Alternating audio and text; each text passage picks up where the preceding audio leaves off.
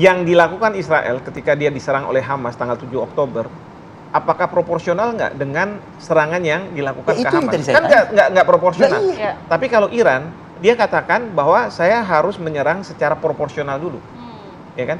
Maka dia katakan, kalau saya dapat serangan lagi, saya akan habiskan kamu. Lebih besar lagi. Nah, lebih besar lagi. Kalau yang sekarang ini, kalau saya sebagai dosen ini masih bab pendahuluan. Ya kan? Pendahuluan ini ya? Bab pendahuluan.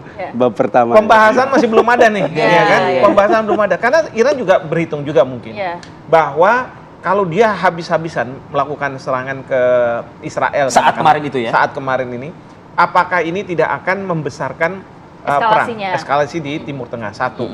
Yang kedua, siapa yang akan berada di belakang Iran? Masyarakat Iran, apakah kemudian mampu sustain gitu ya untuk kemudian berhadapan perang dengan Israel pada saat sekarang ini? Tapi kalau menurut saya dengan serangan awal Iran ke Israel itu membuat dunia sekarang kan bereaksi, minta supaya Israel tolong hentikan. Karena sekarang ini kalau menurut saya ya, sampai hari ini Benyamin Netanyahu itu dia keras kepala, dia katakan tidak akan ada yang bisa menyetop kami. Tidak The Hague, maksudnya Mahkamah Internasional, mungkin juga tidak juga Perserikatan Bangsa-Bangsa. Pokoknya kami akan terus katanya melakukan serangan Netanyahu itu. Ya? Sementara Amerika Serikat udah kesel juga sama Netanyahu. Tapi kan karena lobby Yahudi ini. Tapi mau gimana?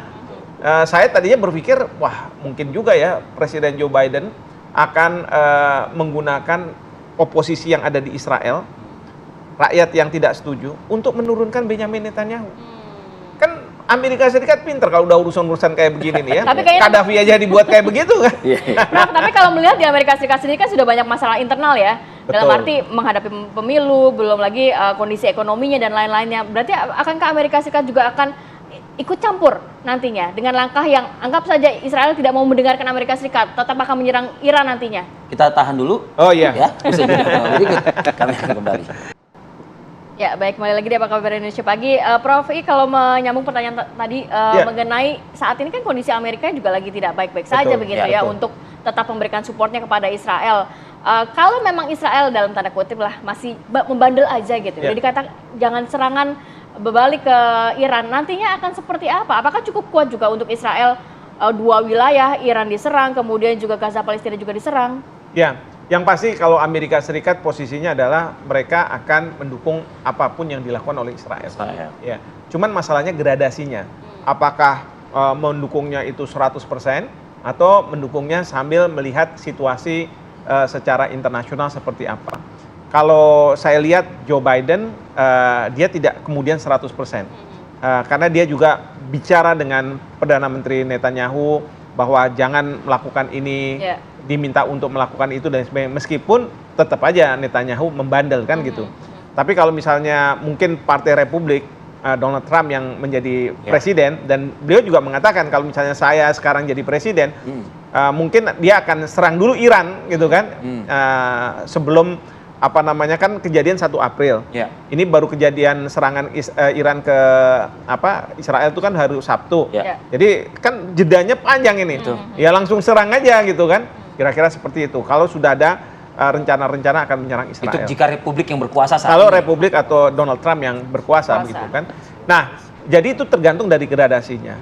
Nah, kalau misalnya soal banyak masalah yang harus ditangani oleh Amerika Serikat itu udah biasa. Memang Amerika Serikat dengan kekuatannya itu kan dia punya projection power nggak hanya cuma di dalam negeri aja, tapi ke kawasan-kawasan gitu ya. Dan itu sudah biasalah mereka mekanisme yang ada.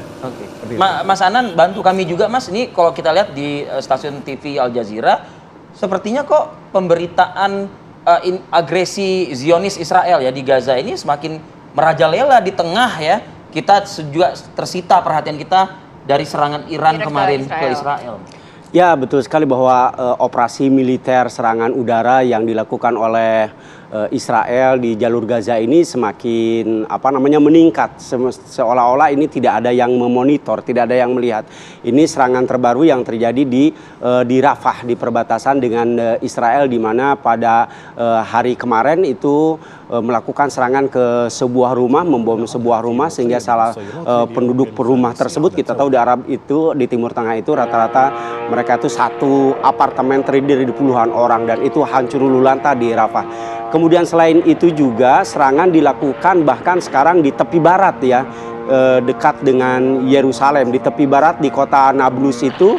Bahkan yang sudah bergerak sekarang itu adalah para pemukim Yahudi angkat senjata yang melakukan penembakan acak kepada penduduk-penduduk sipil Palestina. Sehingga sekitar 30 orang lebih di Nablus itu menjadi korban dari serangan pemukim Yahudi. Ada pemukim Yahudi, orang sipil Yahudi, pemukim di sana yang dipersenjatai oleh Israel yang melakukan serangan kepada warga Palestina yang ada di sekitar di daerah tepi barat di Nablus.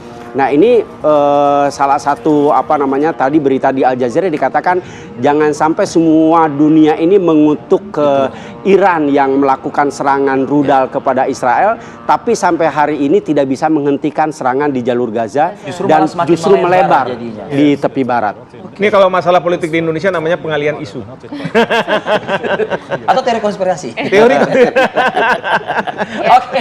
Oke, baik. Ini sayang sekali kalau membahas ini memang menariknya. Nampaknya waktunya nggak cukup ya, Kalau dosen tadi kan, dosen mengatakan ini baru pendahuluan. Kita pengennya sampai ke belakang gitu. Kesimpulannya ya. Iya, tapi durasi juga yang membatasi. Prof. Lik, terima kasih loh. Terima kasih banyak. Mas Anan, terima kasih. Assalamualaikum.